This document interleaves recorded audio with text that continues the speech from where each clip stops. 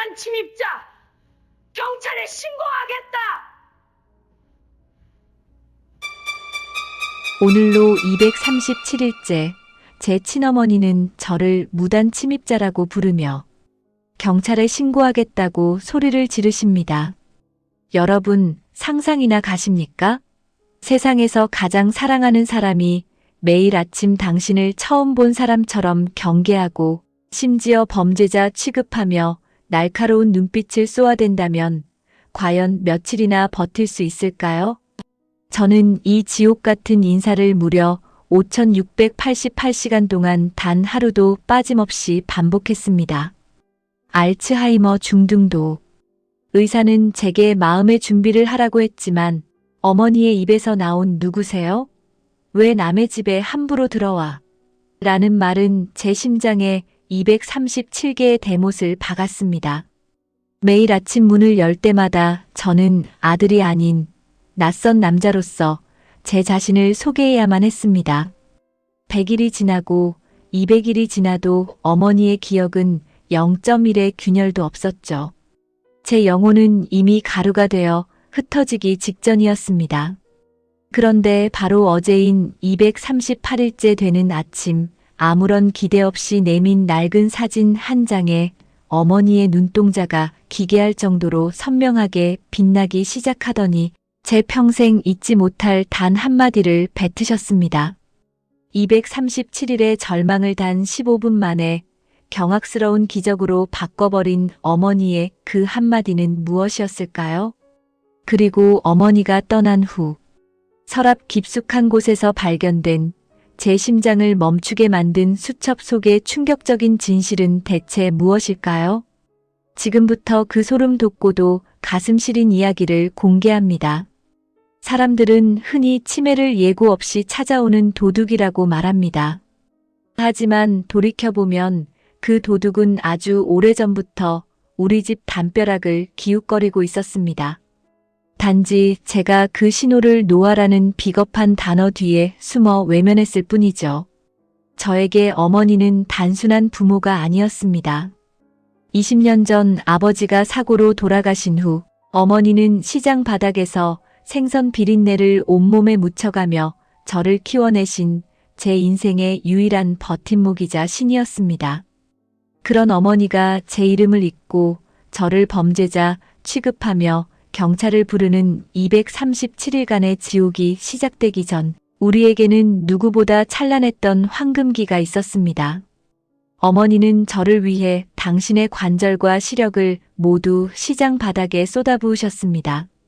제가 대기업에 합격하던 날 그 투박하고 거친 손으로 제 정장 소매를 연신 쓰다듬으며 이제 고생 끝났다라고 아이처럼 환하게 웃으시던 모습이 아직도 눈에 선합니다. 하지만 그 행복은 그리 길지 않았습니다. 어느 날부터인가 어머니의 기억에 아주 미세하고도 기분 나쁜 균열이 가기 시작했거든요. 처음에는 그저 가스레인지 불을 켜두고 장을 보러 가시는 정도였습니다. 저는 그럴 때마다 엄마 정신 좀 차려. 큰일 날 뻔했잖아. 라며 가벼운 타박을 주곤 했습니다. 그때 어머니는 어머, 내가 왜 이럴까, 민준아. 미안하다. 라고 멋쩍게 웃으셨죠. 그 웃음 뒤에 숨겨진 거대한 어둠을 저는 눈치채지 못했습니다. 균열은 점점 더 대담해졌습니다. 한여름에 겨울 코트를 꺼내 입고 외출하시려다 저와 마주치기도 하고 방금 밥을 먹고도 30분 만에 다시 밥상을 차리며 저에게 민준아, 밥 먹어야지? 라고 묻는 일이 반복되었습니다. 소름 끼치는 건 그 질문이 하루에 10번, 20번 넘게 반복될 때였습니다. 똑같은 표정, 똑같은 말투로 묻는 어머니의 눈동자 속에서 저는 생경한 공포를 느꼈습니다. 결정적인 사건은 제가 퇴근하고 돌아온 어느 금요일 저녁에 터졌습니다. 어머니가 현관 비밀번호를 바꾸고는 제가 문을 두드리자 안에서 칼을 들고 누구야? 도둑놈아, 나가. 라고 비명을 지르신 겁니다. 그날 밤 저는 어머니를 모시고 응급실로 달려갔고 며칠간의 정밀 검사 끝에 마주한 결과는 제 인생을 송두리째 박살냈습니다. 알츠하이머 중등도. 의사는 무미건조한 목소리로 말했습니다. 인지 기능이 이미 일반인의 절반 이하로 떨어졌으며 특히 가족에 대한 피해망상과 공격성이 강하게 나타나는 단계라고요. 그것은 사형 선고나 다름없었습니다.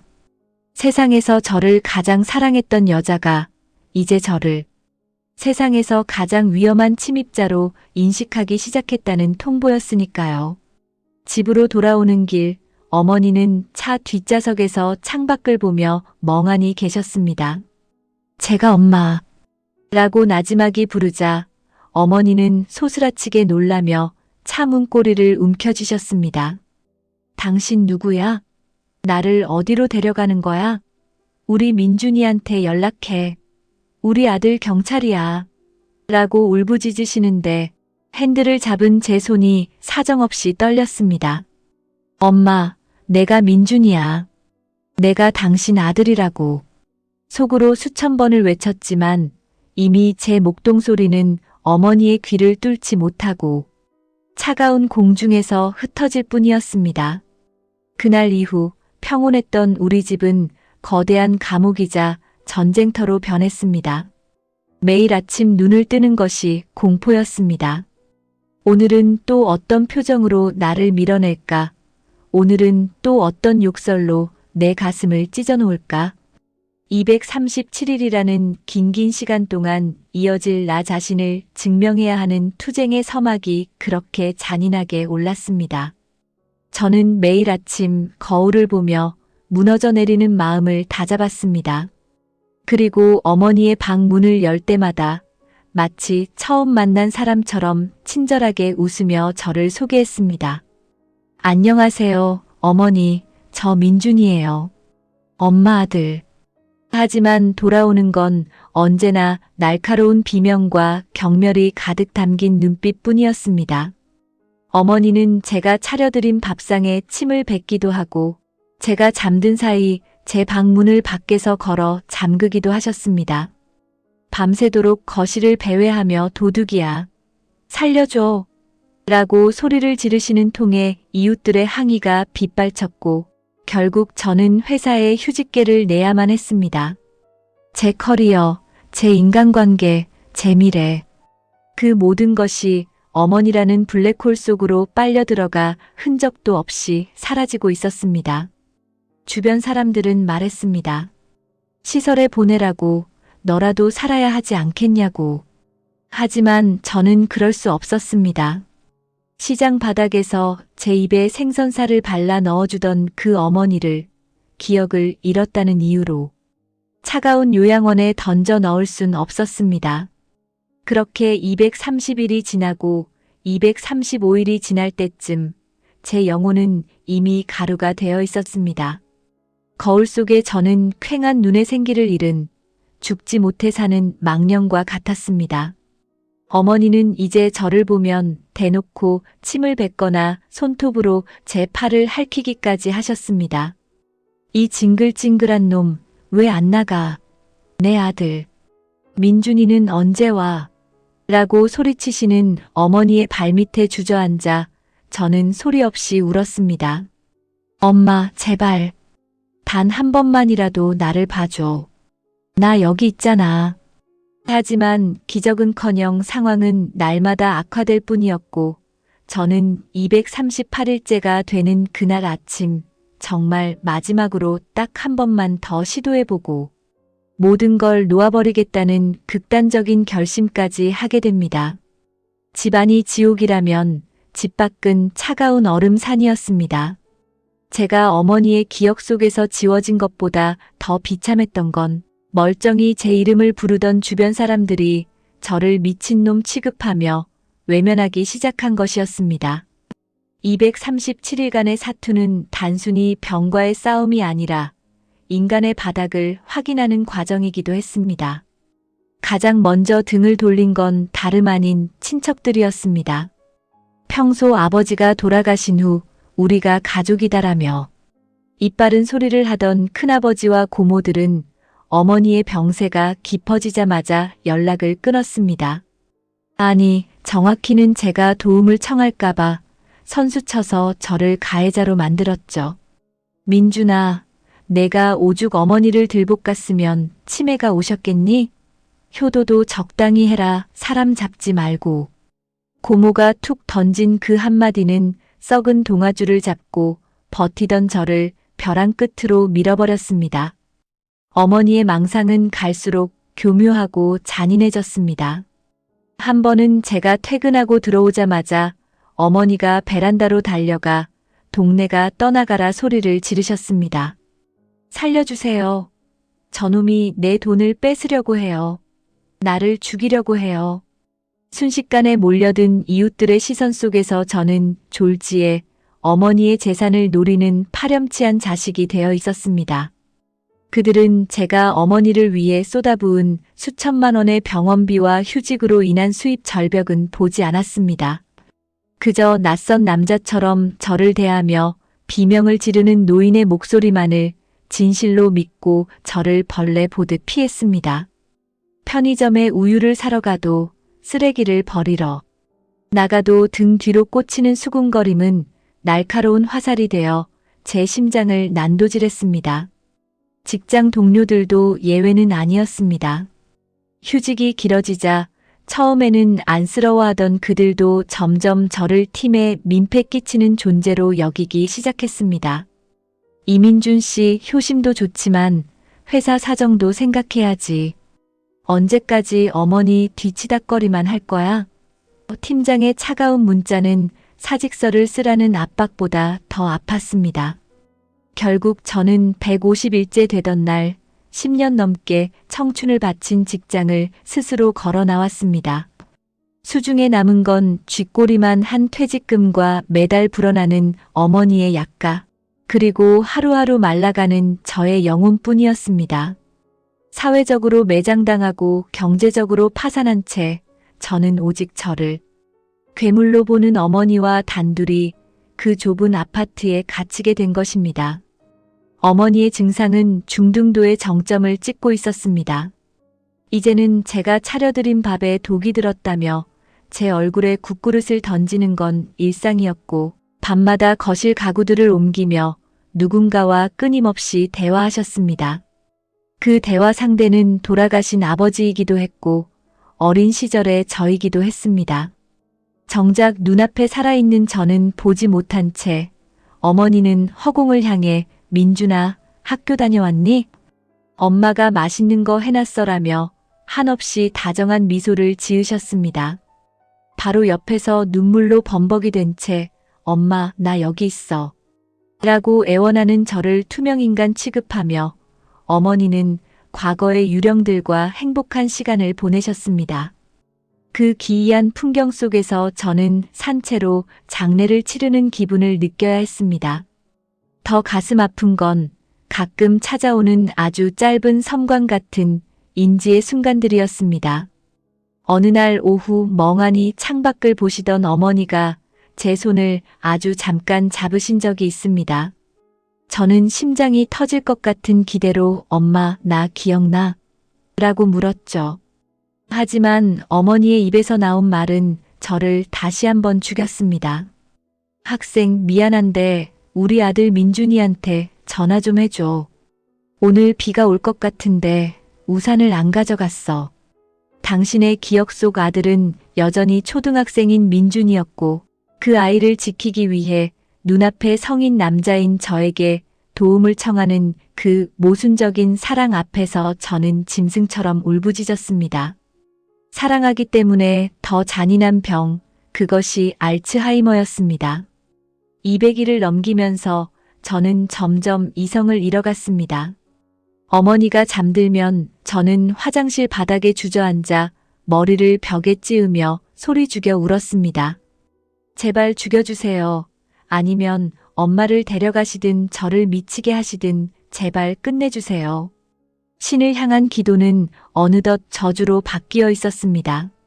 어머니를 향한 증오와 연민이 뒤섞여 제 마음은 시커멓게 타버린 숯덩이가 되었습니다. 어머니가 저를 경계하며 방문을 잠글 때면 저도 모르게 문을 발로 차며 내가 뭘 그렇게 잘못했어 라고 고함을 치기도 했습니다. 그리고는 다시 자책하며 어머니의 방문 앞에서 무릎 꿇고 밤을 지새웠습니다. 237일째 되던 날 밤 저는 집안의 모든 거울을 천으로 가렸습니다. 거울 속에 비친 증오와 슬픔으로 일그러진 제 모습이 어머니가 무서워하는 그 침입자와 너무나 닮아 있었기 때문입니다. 어머니는 그날따라 유독 더 심하게 저를 몰아세우셨습니다. 너 우리 남편이 알면 가만 안 둘 줄 알아. 경찰 불러. 당장 나가. 식탁 의자를 집어 던지며 울부짖는 어머니를 보며 저는 처음으로 함께 죽는 게 편하겠다는 생각을 했습니다. 약장에서 수면제를 꺼내 들고 식탁 앞에 앉아 어머니를 빤히 바라보았습니다. 어머니는 여전히 도끼 어린 눈으로 저를 노려보고 계셨죠. 그 차가운 정적 속에서 저는 결심했습니다. 내일 딱 한 번만 더 제 이름을 말해보고 그래도 저를 알아보지 못하신다면 이 지옥 같은 연극의 막을 내리겠다고요. 그렇게 죽음보다 차가운 238일째의 아침이 밝아오고 있었습니다. 죽음보다 깊은 침묵이 내려앉았던 238일째의 아침. 나는 더 이상 울 기력조차 남아있지 않았습니다. 어젯밤 식탁 위에 올려두었던 수면제 봉투를 만지작거리며 저는 마지막으로 어머니의 방문을 열었습니다. 오늘만은 안녕하세요. 어머니라는 가식적인 인사조차 나오지 않았습니다. 대신 저는 장롱 깊숙이 처박아 두었던 곰팡이 냄새가 밴 낡은 앨범 한 권을 꺼내 들었습니다. 그것은 저의 마지막 유언장이자 237일간의 지옥을 버텨온 제 인생의 유일한 증거물이었기 때문입니다. 어머니는 평소처럼 침대 귀퉁이에 몸을 웅크린 채 저를 짐승 같은 눈빛으로 노려보고 계셨습니다. 저는 아무 말 없이 어머니의 곁에 앉아 앨범의 첫 페이지를 펼쳤습니다. 먼지가 자욱하게 피어오르는 앨범 속에는 30년 전 노란색 체육복을 입고 유치원, 재롱잔치 무대 위에서 엉엉 울고 있는 5살의 제가 있었습니다. 그리고 그 옆에는 세상을 다 얻은 듯한 미소를 지으며 저를 안아주고 계신 30살의 젊고 아름다운 어머니가 계셨죠. 저는 떨리는 손가락으로 사진 속 아이를 가리켰습니다. 엄마, 기억나요? 이때 저 무대에서 엄마 안 온 줄 알고 정말 많이 울었었는데 제 목소리는 이미 갈라져 형체를 알아볼 수 없었습니다. 어머니는 여전히 무표정한 얼굴로 사진을 내려다보셨습니다. 1분, 2분. 정적이 흐를수록 제 마음속의 희망이라는 불씨는 서서히 꺼져갔습니다. 역시 안 되는구나. 이제 정말 끝내야겠어. 저는 앨범을 덮으려 손을 뻗었습니다. 그런데 바로 그 순간 제 인생을 송두리째 바꿔놓을 기적이 일어났습니다. 사진을 뚫어지게 응시하던 어머니의 눈동자가 마치 짙은 안개가 거치듯 순식간에 또렷해진 것입니다. 초점 없이 흔들리던 눈동자가 선명하게 빛나기 시작하더니 어머니의 주름진 손이 사진 위를 더듬었습니다. 민준아. 아주 작고 희미한 목소리였지만 저에게는 거대한 천둥 소리보다 더 크게 울려 퍼졌습니다. 238일, 무려 5,700시간 만에 처음으로 어머니가 저를 아들로 불러주신 것입니다. 저는 숨을 멈췄습니다. 혹시라도 제가 잘못 들은 것일까봐, 이 찰나의 꿈이 깨져버릴까봐 온몸이 굳어버렸습니다. 어머니는 저를 지그시 바라보셨습니다. 그 눈빛은 낯선 이방인을 경계하던 날카로운 가시가 아니었습니다. 30년 전 시장 바닥에서 퇴근한 저를 위해 따뜻한 밥상을 차려주시던 그 다정한 어머니의 눈빛이었습니다. 우리 민준이, 그때 엄마가 늦게 가서 내가 그렇게 서럽게 울었었지? 엄마가 그날 미안해서 시장에서 제일 비싼 장난감 사줬었는데 기억나니? 어머니의 입에서 나온 말은 단순한 기억이 아니었습니다. 오직 우리 두 사람만이 공유하고 있는 억만금을 주어도 살 수 없는 인생의 조각이었습니다. 저는 제 귀를 의심하며 어머니의 마른 손을 꽉 잡았습니다. 엄마, 나 기억나? 정말 나 알아보겠어? 어머니는 희미한 미소를 지으며 제 뺨을 쓰다듬으셨습니다. 거친 손마디가 제 얼굴에 닿는 순간 237일 동안 제 심장에 박혔던 대못들이 하나둘씩 뽑혀나가는 기분이었습니다. 내 새끼 참 잘 컸다. 고생 많았지? 못난 엄마 때문에 우리 아들 마음이 얼마나 찢어졌을까. 어머니의 눈에서 굵은 눈물이 툭 떨어졌습니다. 그 15분은 세상의 모든 시간이 멈춘 것만 같았습니다. 우리는 서로를 부둥켜 안고 아이처럼 오열했습니다. 지난 7개월간의 고통, 무시당했던 서러움, 동반, 자살을 생각할 정도로 막막했던 절망이 어머니의 따뜻한 품 안에서 눈 녹듯 사라졌습니다. 저는 그 순간 제가 237일을 버틴 것이 결코 헛된 일이 아니었음을 깨달았습니다. 하지만 야속하게도 시계는 쉼없이 흘러갔습니다. 15분이 지날 무렵 어머니의 눈빛이 다시 조금씩 흐려지기 시작했습니다. 방금 전까지 저를 어루만지던 그 온기는 사라지고 다시 차가운 안개가 어머니의 눈동자를 덮었습니다. 저는 어머니의 어깨를 붙잡고 애원했습니다. 엄마, 조금만 더 나를 봐줘. 아직 할 말이 너무 많단 말이야. 그러나 어머니는 제 손을 천천히 뿌리치며 고개를 갸웃거렸습니다. 저기요. 왜 저를 안고 울고 계세요? 민준아 어디 있니? 이 아저씨 좀 치워줘. 다시 시작된 낯선 이방인 취급. 하지만 이번에는 제 가슴이 아프지 않았습니다. 오히려 저는 어머니를 향해 환하게 웃어 보였습니다. 어머니의 기억은 다시 어둠 속으로 숨어버렸지만 제 마음속에는 썩지 않는 황금 같은 확신이 남았습니다. 기억은 잃어도 사랑은 사라지지 않는다. 어머니의 뇌는 저를 지웠을지 몰라도 어머니의 영혼, 깊숙한 곳에는 여전히 저를 향한 뜨거운 모성애가 들끓고 있었다는 증거를 확인했으니까요. 저는 식탁 위에 놓여있던 수면제 봉투를 갈기갈기 찢어 쓰레기통에 던져버렸습니다. 죽으려던 결심은 온데간데 없이 사라졌고 제 가슴 속에는 다시 살아갈 강력한 동력이 샘솟았습니다. 그래, 엄마가 나를 100번 1000번 잊어도 괜찮아. 내가 기억하면 되니까. 내가 엄마를 사랑하면 되니까. 그날 이후 저의 239일째는 이전과는 완전히 다른 공기로 시작되었습니다. 저는 더 이상 어머니의 기억을 되살리려고 조바심을 내지 않았습니다. 어머니가 저를 누구세요라고 물으면 저는 그저 어머니를 세상에서 제일 사랑하는 민준이라고 합니다라고 웃으며 답했습니다. 그렇게 또다시 수백일의 시간이 흘렀습니다. 사람들은 저를 보고 바보 같은 효자라고 수군거렸지만 저는 그 어느 때보다 평온했습니다.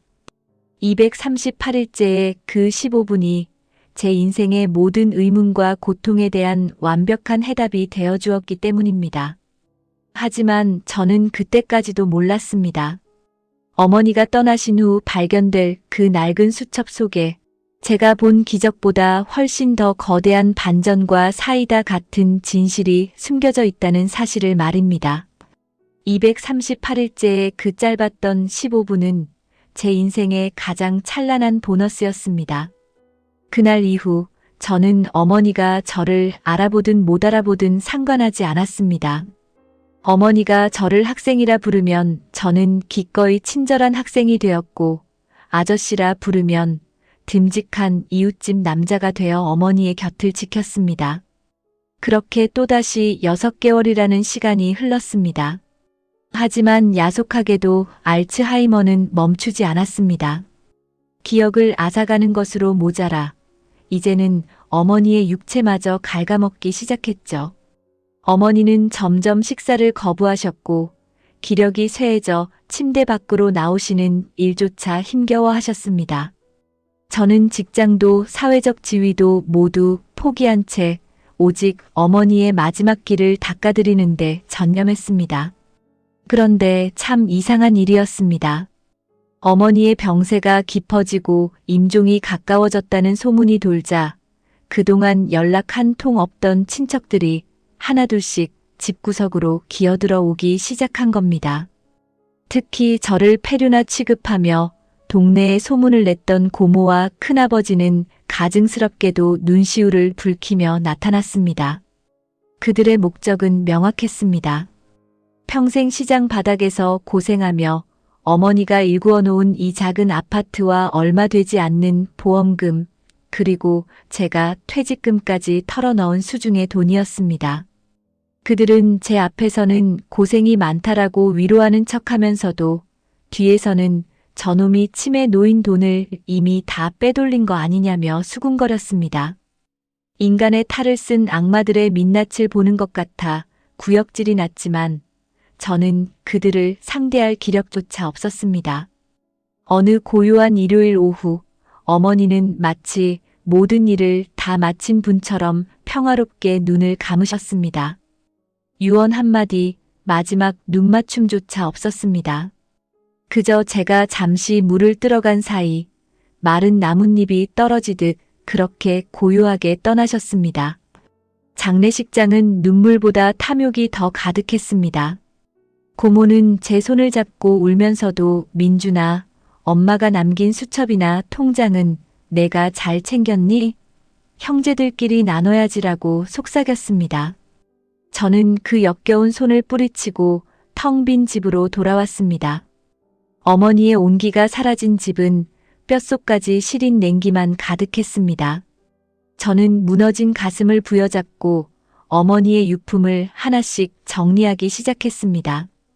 옷장에 걸린 낡은 스웨터 하나에도 어머니의 냄새가 배어 있어 가슴이 찢어지는 듯 했습니다. 그렇게 며칠을 눈물로 보내며 집을 정리하던 중 저는 안방 장롱 가장 깊숙한 곳 이불 더미 아래 숨겨져 있던 작은 상자 하나를 발견했습니다. 평소 어머니가 절대 손도 못 대게 하셨던 낡았지만 자물쇠까지 채워져 있던 상자였습니다. 저는 떨리는 손으로 자물쇠를 부수고 상자를 열었습니다.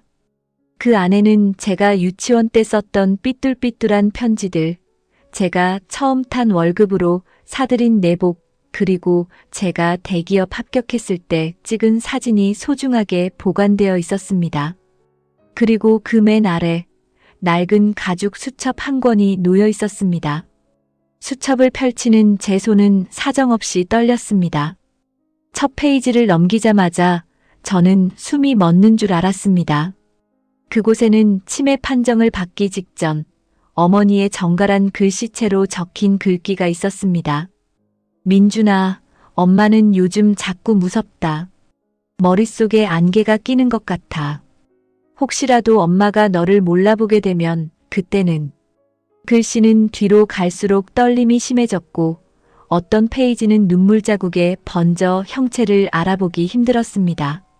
하지만 더 소름 돋는 건 그 다음 장부터였습니다. 어머니가 이미 정신을 놓았다고 생각했던 그 237일간의 기록들이 어머니의 시점에서 고스란히 적혀 있었기 때문입니다. 어머니는 저를 못 알아본 게 아니었습니다. 아니, 정확히 말하면 어머니의 뇌는 저를 지웠을지 몰라도 어머니의 영혼은 매일 아침 자신을 소개하는 저를 지켜보고 있었습니다. 수첩의 어느 페이지에는 이렇게 적혀 있었습니다. 오늘도 그 착한 청년이 왔다. 나를 엄마라고 부르며 운다.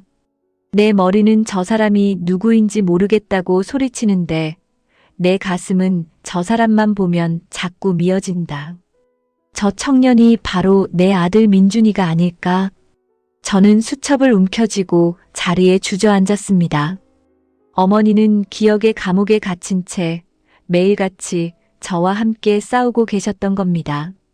하지만 수첩의 마지막 장으로 갈수록 내용은 상상도 못할 방향으로 흘러갔습니다.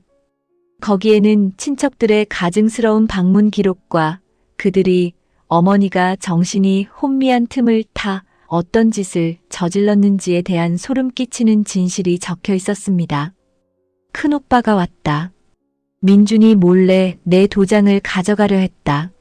내가 정신 나간 척 소리를 지르자 그가 내 팔을 거칠게 밀쳤다. 아프다. 하지만 민준이에게는 말할 수 없다.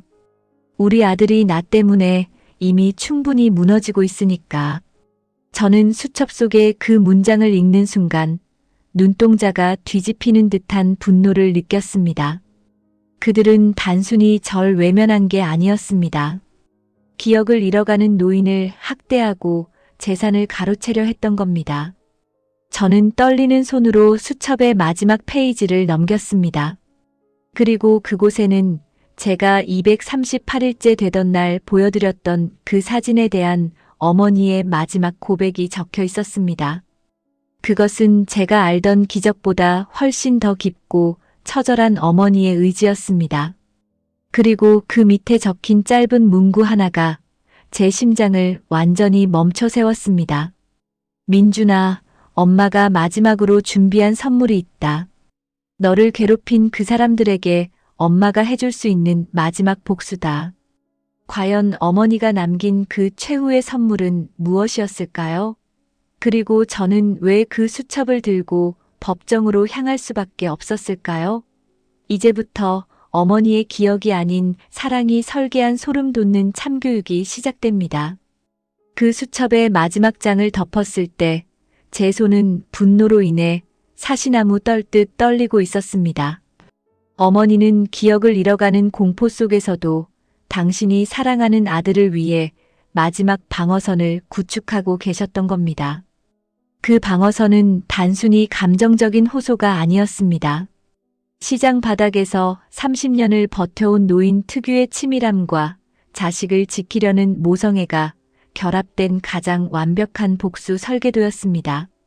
수첩 맨 뒷면 가죽 커버를 칼로 조심스럽게 찢자 그 안에서 작은 SD 카드 하나와 인감이 찍힌 공증 서류 한 장이 툭 떨어졌습니다. 그것이 바로 어머니가 237일간의 지옥 끝에 제게 남기신 마지막 선물이었습니다. 어머니가 돌아가시고 일주일 뒤 약속이라도 한 듯 큰아버지와 고모가 저희 집으로 들이닥쳤습니다. 상복도 벗지 않은 제 앞에서 그들이 꺼낸 첫 마디는 위로가 아닌 돈이었습니다. 큰아버지는 거실 소파에 거만하게 앉아 이 집의 등기부등본 사본을 식탁에 내던졌습니다. 민준아, 내 엄마가 치매 걸렸을 때 내가 병원비 보태준 거 기억하지? 그리고 이 집, 원래 우리 집안 대대로 내려오던 터 위에 세워진 거나 다름없어. 내가 237일이나 수발들었다고 생색내는데 치매 노인 모시면서 내가 엄마 통장에서 얼마를 빼돌렸는지 우리가 모를 줄 아니? 고모는 옆에서 거들며 제 방을 뒤지기 시작했습니다. 맞아, 민준아. 너 회사도 그만두고 백수로 지내면서 무슨 돈으로 생활했겠니? 엄마 보험금이랑 집 판 돈 공평하게 나누자. 안 그러면 너 노인 학대로 고소할 줄 알아. 그들의 입에서 노인 학대라는 단어가 나오는 순간 제 머릿속에서 무언가 끊어지는 소리가 들렸습니다. 237일 동안 제가 겪었던 그 처절한 외로움과 고통을 돈으로 치환하려는 그들의 역겨운 눈빛을 보며 저는 오히려 차분해졌습니다. 저는 말없이 식탁 위에 어머니의 낡은 가죽 수첩을 올려두었습니다. 이게 뭔지 아세요? 제 물음에 고모는 코방귀를 뀌며 수첩을 낚아채려 했습니다. 치매 노인이 쓴 낙서장 아니니? 이런 게 무슨 힘이 있다고. 하지만 제가 수첩의 특정 페이지를 펼쳐 보이자 고모의 얼굴은 순식간에 흑빛으로 변했습니다. 거기에는 고모가 어머니의 목을 조르며 빨리 인감도장 어디 있는지 말해. 라고 소리쳤던 날짜와 시간, 그리고 당시의 상황이 소름 끼칠 정도로 자세하게 적혀 있었습니다. 큰아버지는 당황한 기색을 감추며 소리를 질렀습니다. 이까지 치매 노인 망상을 누가 믿어준단 말이냐? 법정에 가면 이건 아무 효력도 없어. 맞습니다. 치매 환자의 일기는 법적 증거로 부족할 수 있습니다. 하지만 어머니는 거기서 멈추지 않으셨습니다. 저는 조용히 노트북을 꺼내 어머니가 남긴 SD 카드를 꽂았습니다. 스피커를 통해 흘러나온 건 제가 잠시 약을 사러 나갔던 180일째 되던 날의 녹음 파일이었습니다. 동생, 빨리 도장 찾아. 저놈 오기 전에 끝내야 돼. 오빠, 언니가 입을 안 열어. 그냥 확 베개로 눌러버릴까? 녹음기 속 큰아버지와 고모의 목소리는 평소의 가증스러운 위선은 온데간데 없는 악마 그 자체의 목소리였습니다. 어머니는 제가 없는 사이 당신을 위협하던 그들의 목소리를 치매 환자들이 사용하는 녹음 기능이 있는 곰 인형 속에 고스란히 담아두셨던 겁니다. 녹음 파일이 재생될수록 거실에는 죽음 같은 정적이 흘렀습니다. 큰아버지의 손이 떨리기 시작했고 고모는 바닥에 주저앉아 입을 벌린 채 아무 말도 하지 못했습니다. 저는 그들을 내려다보며 나지막이 말했습니다. 어머니는 237일 동안 저를 알아보지 못하셨던 게 아니에요. 당신들의 그 더러운 속셈으로부터 저를 지키기 위해 끝까지 정신줄을 놓지 않고 이 모든 걸 기록하고 계셨던 겁니다. 당신들이 미친 노인이라고 비웃던 그분이 사실은 당신들의 목줄을 쥐고 계셨단 말입니다. 하지만 이건 시작에 불과했습니다. SD 카드에는 녹음 파일만 있는 게 아니었습니다. 어머니가 정신이 맑았던 어느 날 변호사를 불러 작성한 유언 공증 영상이 들어 있었습니다. 영상 속 어머니는 너무나도 선명하고 단호한 목소리로 말씀하셨습니다. 나 이복수는 내 모든 재산을 아들 이민준에게 상속한다. 또한 나를 학대하고 재산을 노린 오빠 이철수와 시누이 이영희에게는 단 1원의 상속도 금지하며 이들이 내 아들을 괴롭힐 시 이 녹음과 일기를 증거로 형사 고소할 것을 명한다. 영상 속 어머니의 눈빛은 제가 238일째 보았던 그 기적 같은 눈빛과 닮아 있었습니다. 그 눈빛은 이제 저를 지키는 강력한 창과 방패가 되어 제 앞에 서 있었습니다. 고모는 갑자기 제 바지가랑이를 붙잡으며 울기 시작했습니다. 민준아, 내가 잘못했다. 내가 그때 잠시 미쳤었나 봐. 제발 경찰에 신고만은 하지 말아다오. 내 사촌 동생 취업 앞두고 있잖니. 큰아버지 역시 뻔뻔하게 고개를 숙이며 가족끼리 왜 이러냐, 그냥 없던 일로 하자며 비굴하게 웃어 보였습니다. 237일 동안 저를 페류나로 몰아세우고 어머니를 돈줄로만 보던 인간들의 추악한 본성이 바닥까지 드러나는 순간이었습니다. 저는 그들의 손을 차갑게 뿌리쳤습니다. 사이다라는 게 뭔지 아세요? 당신들이 저지른 죄만큼 딱 그만큼의 대가를 치르는 겁니다.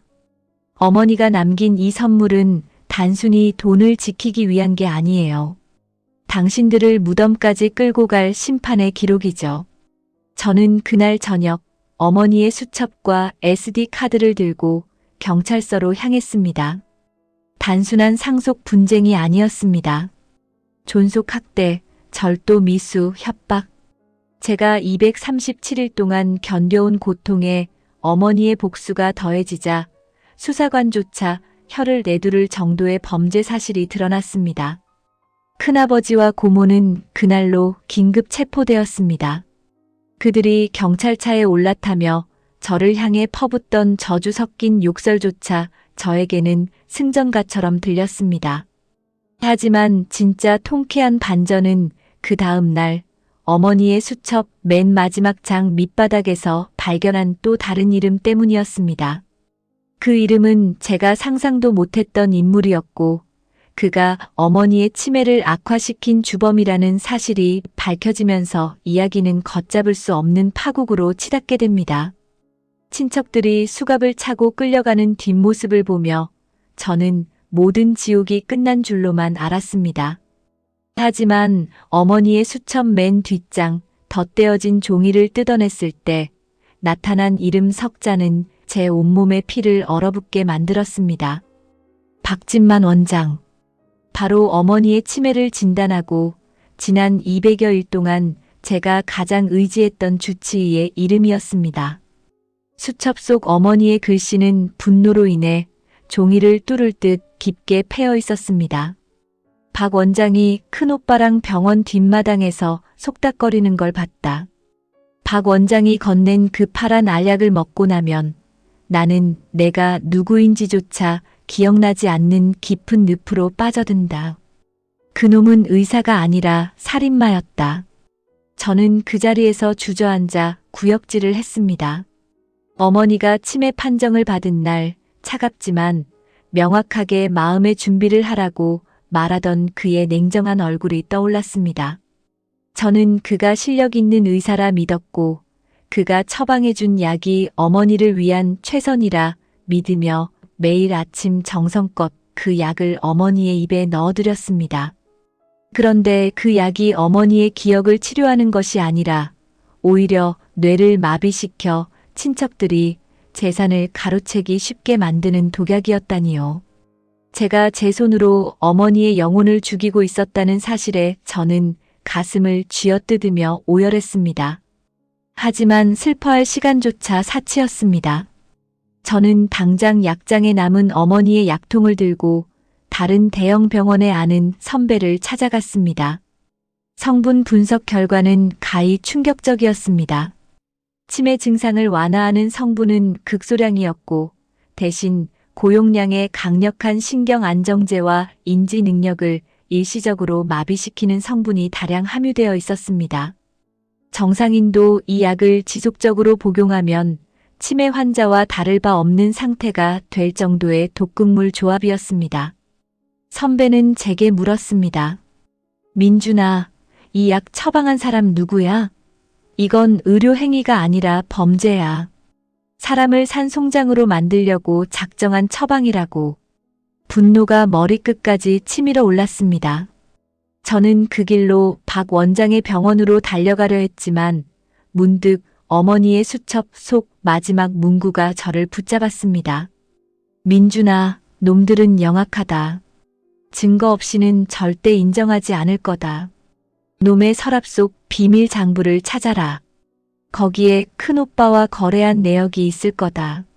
어머니는 정신이 혼미해지는 와중에도 병원을 방문할 때마다 박 원장의 행동을 관찰하셨고 그가 진료실 안쪽 개인 금고에 무언가 중요한 서류를 보관한다는 사실을 눈치채셨던 겁니다. 시장 바닥에서 산전수전 다 겪은 노인의 직감은 치매라는 어둠조차 뚫고 있었습니다. 저는 치밀하게 계획을 세웠습니다. 무작정 들이닥치는 건 하수들이나 하는 짓입니다.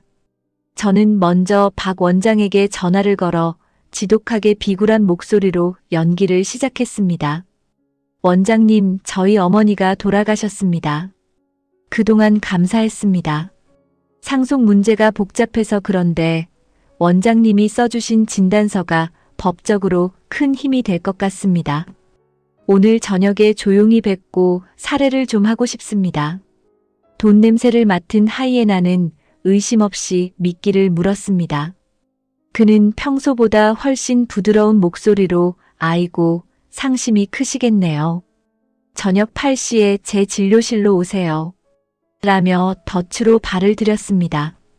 약속 시간, 저는 품속에 어머니의 수첩과 초소형 녹음기 그리고 경찰 동행하에 발부받은 압수수색 영장을 숨긴 채 병원 문을 열었습니다. 진료실 안 박 원장은 여전히 고결한 의사 코스프레를 하며 안경테를 만지고 있었습니다. 민준 씨, 어머니 일은 안타깝지만 산 사람은 살아야죠. 제가 진단서를 어떻게 써드리느냐에 따라 친척들 꼼짝 못하게 할 수 있습니다. 물론 제 수고비는 챙겨주시겠죠? 그 가증스러운 입술이 달싹일 때마다 저는 그놈의 멱살을 잡고 싶은 충동을 억눌렀습니다. 대신 저는 어머니의 수첩을 그의 책상 위에 던졌습니다. 박 원장의 얼굴에서 미소가 서서히 사라졌습니다. 수첩을 훑어보던 그의 눈동자가 심하게 흔들리기 시작했습니다. 이게 뭡니까? 치매 노인의 망상을 저한테 보여주시는 겁니까? 그는 애써 태어난 척 수첩을 바닥으로 내팽개쳤습니다. 하지만 저는 빙긋 웃으며 노트북을 켰습니다. 그리고 성분 분석 결과지와 함께 그가 제 큰아버지로부터 거액의 돈을 받는 장면이 찍힌 병원 뒷마당 CCTV 복원 영상을 재생했습니다. 어머니가 수첩에 적어둔 날짜와 시간을 토대로 제가 흥신소를 통해 미리 확보해둔 결정적 증거였습니다. 그는 이제 사색이 되어 변명을 늘어놓기 시작했습니다. 민준 씨, 오해입니다. 그건 빌린 돈을 갚은 것뿐이에요. 저는 더 이상 듣고 싶지 않아 진료실 문을 열었습니다. 대기하고 있던 형사들이 들이닥치자 그는 다리에 힘이 풀린 듯 주저앉았습니다. 그의 금고 안에서는 어머니의 수첩에 적혀 있던 대로 제 큰아버지뿐만 아니라 수많은 노인 환자들의 가족들과 결탁해 재산을 빼돌린 비밀 장부가 쏟아져 나왔습니다. 하얀 가운을 입은 악마의 몰락은 생각보다 더 비참하고 통쾌했습니다. 하지만 박 원장이 연행되기 직전 제 귀에 대고 속삭인 말은 저를 다시 한번 충격에 빠뜨렸습니다. 이민준, 내가 이긴 것 같지? 내 큰아버지가 나한테 그 약을 처방해달라고 처음 부탁했을 때 누가 옆에 있었는지 알아? 너랑 곧 결혼할 예정이라던 그 여자. 서윤이었어. 제 심장이 다시 한번 멈춰섰습니다. 서윤이. 제가 세상에서 가장 믿었던 연인이자 어머니를 친딸처럼 모시겠다던 그녀가 이 모든 악마의 설계에 동참했다는 사실. 237일의 지옥 뒤에는 아직 제가 마주하지 못한 가장 잔인한 배신이 기다리고 있었습니다. 박 원장의 입에서 서윤의 이름이 나오는 순간 제 머릿속은 거대한 폭발음과 함께 하얗게 타버렸습니다. 서윤이 누구입니까? 제가 어머니의 치매로 237일간 지옥을 헤맬 때 유일하게 제 곁에서 눈물을 닦아주던 여자였습니다. 민준 씨, 내가 있잖아. 어머니 꼭 좋아지실 거야. 라고 속삭이며 매일 같이 병간호를 돕던 그녀였습니다. 심지어 어머니가 저를 침입자로 몰며 비명을 지를 때도 그녀는 제 손을 잡고 어머니가 아파서 그러시는 거야. 민준 씨 탓이 아니야. 라며 저를 위로했습니다. 그런데 그 모든 위로와 눈물이 사실은 어머니를 서서히 죽여가며 재산을 가로채기 위한 치밀한 연기였다는 사실에 저는 짐승 같은 비명을 내질렀습니다. 저는 미친 듯이 차를 몰아 서윤과 함께 살기로 했던 신혼집으로 향했습니다. 아직 짐도 다 풀지 못한 그곳에는 우리 행복의 잔해들이 널브러져 있었죠. 저는 서윤의 화장대 서랍부터 뒤엎기 시작했습니다. 박 원장의 말이 사실이라면 그녀 역시 무언가 흔적을 남겼을 것이 분명했습니다. 그리고 침대 매트리스 밑바닥에서 발견한 낡은 핸드폰 하나. 그것은 그녀가 제 앞에서는 절대 사용하지 않던 세컨드폰이었습니다. 떨리는 손으로 전원을 켜자 쏟아지는 문자 메시지들은 가히 충격적이었습니다. 수신이는 제 큰아버지였습니다. 오빠, 박 원장이 약 용량 올렸대요. 이제 할망구 정신 못 차릴 거야. 민준이 놈은 내가 잘 구워 삶고 있으니까 걱정 마. 그녀는 단순히 친척들의 조력자가 아니었습니다. 이 모든 판을 짠 설계자였습니다. 가난한 집안 출신인 그녀에게 제 어머니의 아파트와 보험금은 신분 상승을 위한 티켓이었던 겁니다. 그녀는 제가 어머니의 치매로 정신이 팔린 사이 제 인감 도장을 도용해 이미 아파트 담보 대출까지 시도하고 있었습니다. 수첩 속 어머니의 기록이 다시 떠올랐습니다. 오늘 서윤이가 왔다.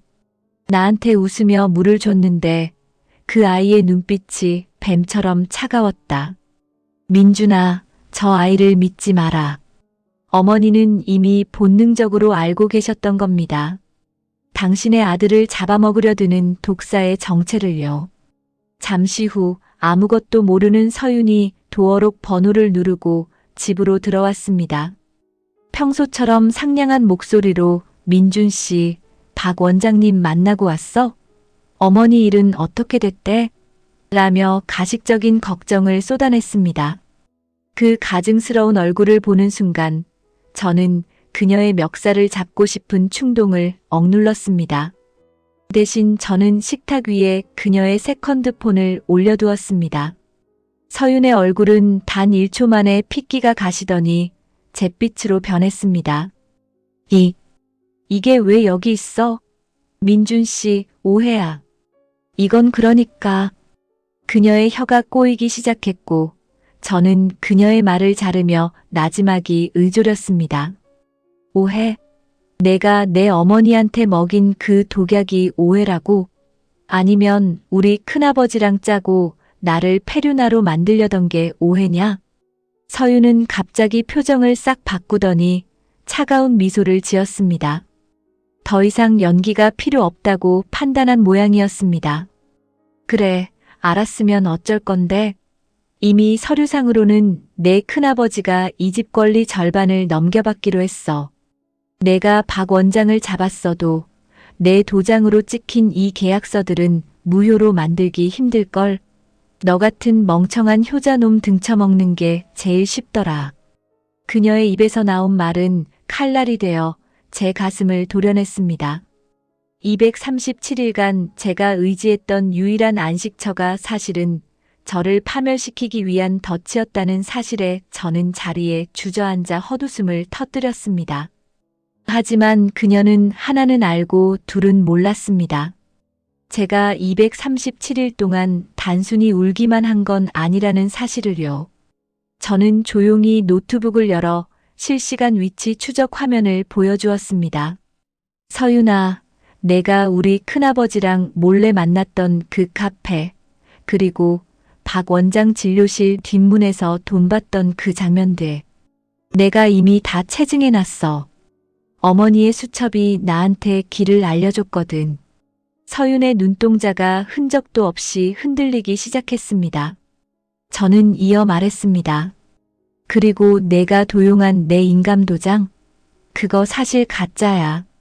어머니가 치매 판정받으시던 날, 혹시 몰라, 내가 진짜 인감은 따로 금고에 보관하고 가짜를 서랍에 뒀거든. 내가 찍은 그 계약서들, 전부 휴지 조각이라는 소리야. 서윤은 비명을 지르며 제 노트북을 덮으려 했지만 이미 늦었습니다. 거실 문을 박차고 들어온 형사들이 그녀의 손목에 수갑을 채웠습니다. 그녀는 연행되면서도 민준 씨, 내가 잘못했어. 한 번만 봐줘. 라며 다시 눈물 연기를 시작했습니다. 하지만 저는 그녀의 눈을 똑바로 응시하며 말했습니다. 아니, 넌 끝까지 대가를 치러야 해. 내 어머니의 기억을 앗아가고 내 인생을 짓밟은 데가. 넌 감옥에서 평생 내가 저지른 짓을 기억하게 될 거야. 그녀가 끌려나가는 복도에는 그녀의 비명 대신 237일간 제가 삼켰던 피눈물이 씻겨 내려가는 듯한 기묘한 정적만이 감돌았습니다. 이제 제 주변에 남은 악마들은 모두 사라졌습니다. 하지만 제 마음속의 구멍은 여전히 메워지지 않았습니다.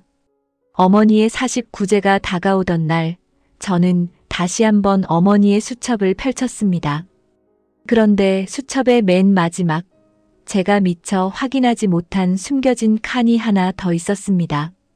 그 안에는 어머니가 세상을 떠나기 직전 제238일째의 15분간의 기적보다 더 큰 비밀이 담겨 있었습니다. 그것은 제가 평생 짊어지고 가야 할 숙명이자 어머니가 저에게 남긴 진정한 마지막 유산에 대한 이야기였습니다. 과연 어머니가 목숨을 걸고 지켜낸 그 유산은 무엇이었을까요?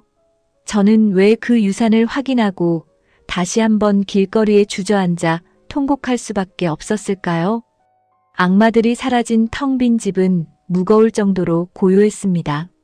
서윤이가 연행되던 날의 비명이 귓가에 쟁쟁했지만 제 마음은 승리감보다 공허함으로 가득 찼습니다. 어머니의 49제를 앞두고 마지막으로 집을 정리하던 중 저는 수첩 맨 뒷장의 이중 커버 사이에서 작고 낡은 열쇠 하나와 쪽지 한 장을 발견했습니다.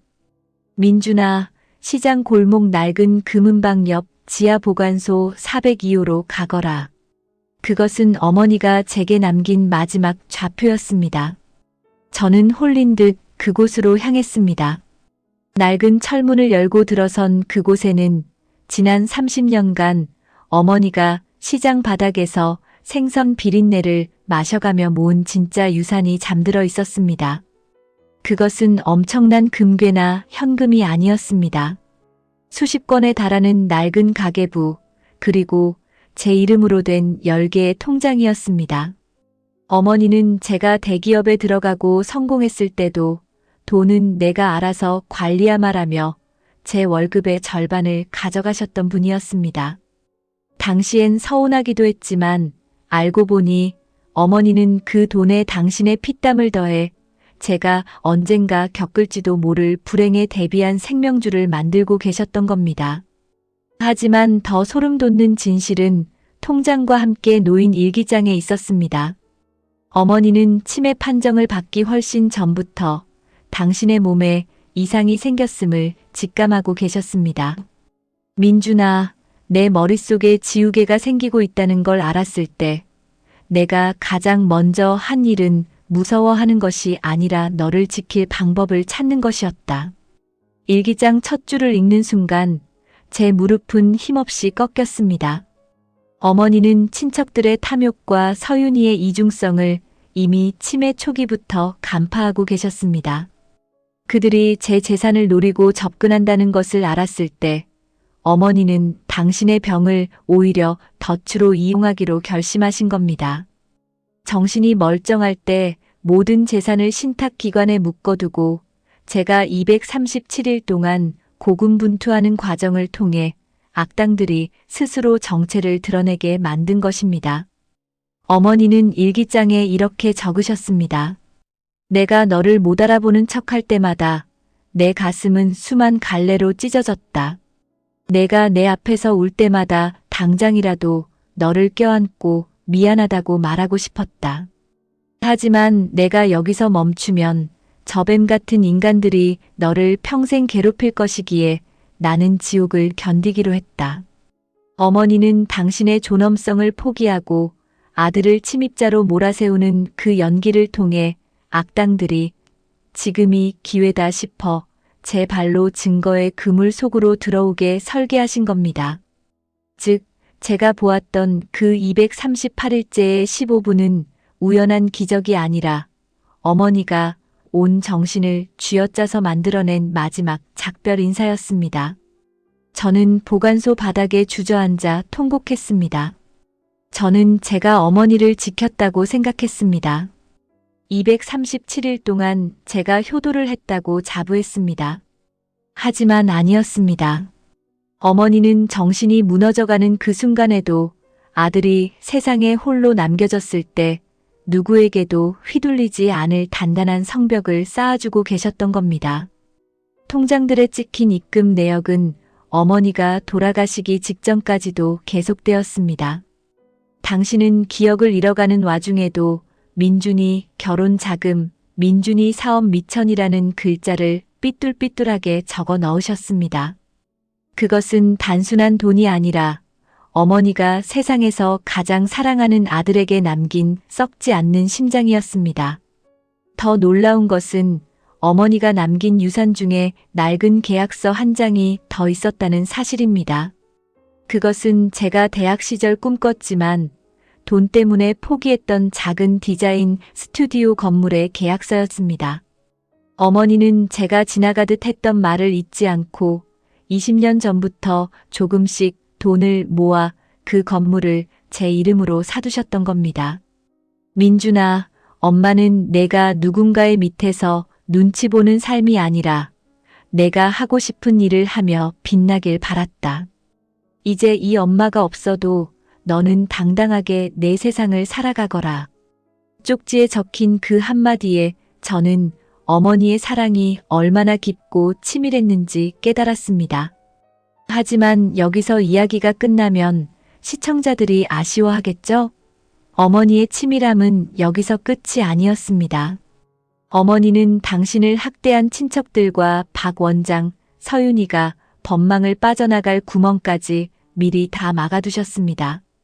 그 보관소 안에는 그들이 제 인감을 도용해 작성했던 가짜 서류들이 무효임을 입증하는 변호사의 공증서와 함께 그들이 어머니를 협박할 때 녹음된 결정적인 파일들이 담긴 USB가 한 개 더 있었습니다. 어머니는 당신이 떠난 후 제가 겪을 법적 싸움까지 미리 예상하고 가장 완벽한 승리의 시나리오를 제 손에 쥐어주신 것입니다. 저는 어머니가 남긴 유산과 일기장을 품에 안고 밖으로 나왔습니다.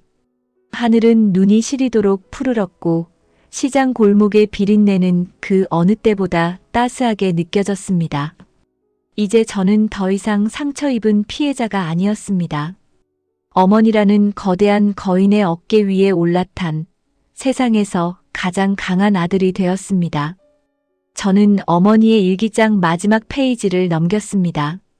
거기에는 제가 상상도 못했던 마지막 반전의 질문이 적혀 있었습니다. 민준아, 혹시 기억나니? 238일째 되던 날 내가 내 이름을 불렀을 때 내가 내 귓속말에 뭐라고 속삭였는지. 저는 그 문장을 읽는 순간 다시 한번 온몸에 전율이 일었습니다. 어머니의 일기장 마지막 페이지를 읽으며 저는 238일째 그날의 기억을 미친 듯이 되감았습니다. 15분간의 짧은 재회, 어머니는 저를 안고 오열하던 제 귓가에 아주 낮고 단호한 목소리로 무언가를 속삭이셨습니다. 당시에는 그저 사랑한다, 미안하다는 말인 줄로만 알고 흘려들었던 그 한마디. 하지만 일기장을 통해 그 의미를 깨닫는 순간 제 척추를 타고 서늘한 전율이 흘렀습니다. 어머니가 남긴 메시지는 이것이었습니다. 거실 액자 뒤를 봐라. 저놈들이 내 목을 조르던 날의 증거가 거기 있다. 저는 떨리는 손으로 거실 한복판에 걸린 우리 가족의 행복했던 한때가 담긴 대형 액자를 떼어냈습니다. 액자 뒤편 교묘하게 파인 틈새 안에서 발견된 것은 초소형 캠코더였습니다. 어머니는 치매 증상이 심해지기 직전 당신의 안전을 위해 직접 설치하신 홈캠이었습니다. 녹화 버튼을 누르자 제가 회사에 있던 시간 동안 이 집에서 벌어진 참혹한 영상들이 쏟아져 나왔습니다. 큰아버지가 어머니의 뺨을 때리며 빨리 도장 찍어 라고 소리치는 장면, 서윤이가 어머니의 밥그릇에 정체 모를 약을 타며 비웃는 장면, 그리고 박 원장이 방문해 이 정도 용량이면 한 달 안에 신부전으로 갈 겁니다라고 공모하는 소름 끼치는 현장이 고스란히 담겨 있었습니다. 그것은 단순한 학대를 넘어선 살인 공모의 현장이었습니다. 저는 이 결정적 증거를 들고 법정으로 향했습니다. 큰아버지와 고모, 그리고 박 원장과 서윤이는 여전히 자신들의 죄를 부인하며 호화 변호인단을 앞세워 발버둥 치고 있었습니다. 그들은 어머니의 수첩이 치매 노인의 망상이라며 증거 능력을 부정했고 제가 재산을 탐내 조작한 것이라고 몰아세웠습니다. 법정 방청석에 앉은 이웃들과 친지들조차 그들의 교묘한 거짓말에 동요하며 저를 의심의 눈초리로 바라보던 그때 저는 재판장에게 마지막 증거물을 제출했습니다. 법정 안의 대형 스크린에 어머니가 남긴 영상이 재생되었습니다. 서윤이가 어머니의 목을 조르며 빨리 죽어버려. 이 노망난 할망구야. 라고 소리치는 장면이 나오자 장내는 순식간에 경악과 분노의 함성으로 가득 찼습니다. 서윤이는 사색이 되어 자리에 주저앉았고 큰아버지는 고개를 푹 숙인 채 아무 말도 하지 못했습니다. 박 원장은 저건 조작된 영상이다 라며 비명을 질렀지만 국립과학수사연구원의 감정 결과가 담긴 서류 앞에 그의 외침은 공허한 메아리가 될 뿐이었습니다. 그들은 단순히 돈을 노린 사기꾼이 아니라 한 인간의 존엄성을 짓밟고 서서히 죽여간 살인마들이었습니다. 재판장은 준엄한 목소리로 판결을 내렸습니다. 피고인들은 고령의 치매 환자를 보호하기는커녕 조직적으로 학대하고 재산을 가로채려 했으며 나아가 생명을 위협하는 약물을 투여하는 등 그 죄질이 극히 불량하다. 큰아버지와 고모에게는 징역 12년, 박 원장에게는 의사 면허 취소와 함께 징역 15년, 그리고 이 모든 것을 설계한 서윤에게는 징역 20년이라는 중형이 선고되었습니다. 사이다 같은 판결이 내려지는 순간 저는 법정 천장을 올려다보며 속으로 외쳤습니다. 엄마, 드디어 끝났어. 이제 엄마를 괴롭힌 인간들은 평생 그 대가를 치르게 될 거야. 하지만 제 복수는 여기서 멈추지 않았습니다. 저는 어머니가 남긴 유산을 통해 그들이 그토록 탐냈던 아파트와 재산을 모두 사회에 환원하기로 했습니다. 이복순 치매 노인 보호재단을 설립하여 저와 같은 고통을 겪고 있는 독거 노인들과 가족들을 돕기로 한 것입니다. 그들이 뺏으려 했던 어머니의 피땀은 이제 수많은 사람을 살리는 희망의 씨앗이 되었습니다. 큰아버지가 감옥에서 내 몫을 내놓으라며 소송을 걸어왔지만 이미 사회복지법인으로 귀속된 재산 앞에서는 어떤 꼼수도 통하지 않았습니다. 그들은 평생 감옥 창살 너머로 자신들이 가졌을 수도 있었던 그 거대한 유산이 다른 사람들을 위해 쓰이는 모습을 지켜보며 피눈물을 흘리게 될 것입니다. 모든 재판이 끝나고 집으로 돌아온 날, 저는 어머니의 방에 앉아 마지막으로 수첩을 펼쳤습니다. 그런데 수첩 맨 뒷표지 안쪽에 아주 작게 접힌 종이 한 장이 더 있었습니다. 그것은 제가 238일째 보았던 그 기적 같은 15분이 지난 직후 어머니가 다시 안개 속으로 사라지기 전 마지막 힘을 쥐어짜 적어 넣은 쪽지였습니다. 민준아, 복수는 엄마가 다 해놨으니 너는 이제 웃으며 살아라. 이 엄마는 단 한순간도 너를 잊은 적이 없다. 사랑한다, 내 아들. 그 글귀를 읽으며 저는 깨달았습니다. 어머니가 237일을 견딘 것은 복수를 위해서가 아니라 오직 저의 미소를 되찾아주기 위해서였다는 것을요. 저는 이제 더 이상 237일의 악몽에 갇혀 살지 않습니다. 어머니가 남겨주신 당당한 삶의 기반 위에서 저는 제가 꿈꿨던 디자인 스튜디오를 열었습니다.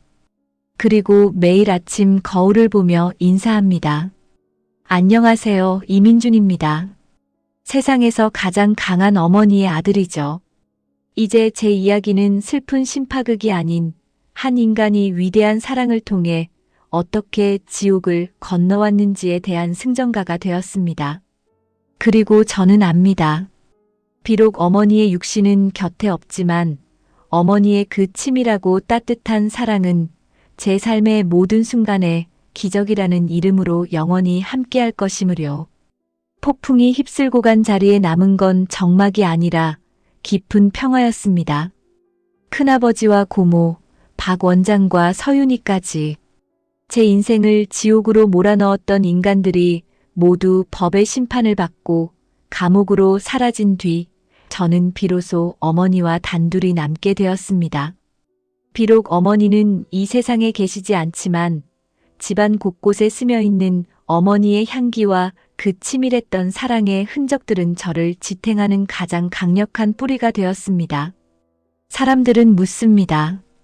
237일간의 그 지옥 같은 시간을 어떻게 버텼느냐고. 저는 이제 웃으며 대답할 수 있습니다. 그건 지옥이 아니라 어머니가 저에게 주신 마지막 수련의 시간이었다고요.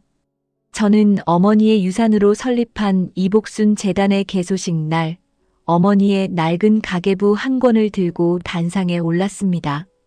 그곳에는 화려한 축사 대신 어머니가 생선 비린내를 맡으며 적어 내려간 투박한 글귀들이 적혀 있었죠. 오늘 민준이가 새 신발을 신고 좋아했다. 발이 부르트도록 뛰어다니는 내 새끼를 보니 마음이 아프다. 엄마가 더 열심히 모을게.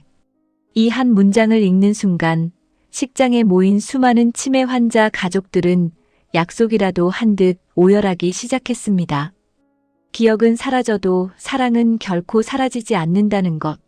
우리가 지키려 했던 것은 단순한 환자가 아니라 한 인간의 거대한 역사였다는 사실을 그들도 깨달은 것입니다. 감옥에 갇힌 그들의 근황은 가끔 들려옵니다. 큰아버지는 감옥 내에서도 재산 문제로 다른 죄수들과 다투다 독방에 갇혔고, 서윤이는 자신이 도용한 서류들이 가짜였다는 사실에 발광하며 정신과 치료를 받고 있다고 하더군요. 하지만 이제 저에게 그들의 소식은 아무런 의미가 없습니다. 최고의 복수는 그들을 증오하는 것이 아니라 그들이 결코 가질 수 없었던 평온한 행복을 제가 누리며 사는 것이니까요. 저는 어머니가 사주신 그 낡은 건물의 디자인 스튜디오를 열었고 매일 아침 어머니의 사진 앞에 따뜻한 된장찌개를 올립니다. 어머니의 49제가 끝난 날 밤 저는 꿈속에서 다시 그 238일째의 아침을 만났습니다. 꿈속의 어머니는 더 이상 치매 환자가 아니었습니다. 그 찬란했던 컬러 화면 속의 모습처럼 젊고 아름다운 모습으로 제 등을 토닥여 주셨습니다. 민준아, 엄마가 미안해. 그리고 고마워. 내가 237일 동안 나를 포기하지 않았기에 엄마도 끝까지 정신줄을 잡고 너를 지킬 수 있었단다. 꿈에서 깬 제 베개는 눈물로 젖어 있었지만 마음만은 세상 그 무엇보다 단단해져 있었습니다. 제가 어머니를 지킨 것이 아니라 사실은 어머니가 그 처절한 기억의 상실 속에서도 저를 붙잡고 계셨던 것입니다. 사랑하는 여러분, 오늘 제 이야기가 여러분에게 어떤 의미로 다가갔을까요? 혹시 여러분 곁에도 매일 같은 말을 반복하거나 여러분을 힘들게 하는 소중한 사람이 있나요? 기억이라는 건 참으로 야속해서 언젠가는 안개처럼 사라질 수도 있습니다. 하지만 우리가 나누었던 그 뜨거운 사랑의 온도는 심장 근육 세포 하나하나에 각인되어 영원히 지워지지 않습니다. 알츠하이머라는 잔인한 병도 악마 같은 인간들의 탐욕도 결코 뚫을 수 없었던 단 하나. 그것은 바로 부모와 자식 간의 천륜이었습니다. 저는 이제 압니다. 237일의 눈물은 238일째의 15분이라는 기적을 만들기 위해 반드시 필요했던 재물이었다는 것을요. 그리고 그 기적은 지금 이 순간에도 사랑하는 사람의 손을 놓지 않고 버티는 여러분 모두에게 일어날 수 있는 일입니다. 저는 오늘도 어머니가 남긴 수첩의 마지막 구절을 되새기며 하루를 시작합니다. 사랑한다, 민준아. 너는 내 인생의 처음이자 마지막 기적이었단다. 이 말은 이제 제 삶의 나침반이 되어 제가 어떤 풍파를 만나도 흔들리지 않게 붙잡아 줍니다. 긴 이야기 끝까지 함께 해주신 여러분, 진심으로 감사합니다. 오늘 밤 여러분 곁에 있는 소중한 사람에게 고맙다는 말 한마디, 사랑한다는 고백 한 번을 건네보시는 건 어떨까요? 그 사소한 한마디가 훗날 우리를 지켜줄 거대한 성벽이 될지도 모르니까요. 민준이와 어머니의 이야기는 여기서 끝나지만 여러분의 삶 속에서 피어날 또 다른 사랑의 기적을 진심으로 응원하겠습니다. 여러분의 모든 순간이 사랑으로 가득하기를 기원하며 지금까지 237일의 인사가 만든 기적의 주인공 이민준이었습니다. 감사합니다.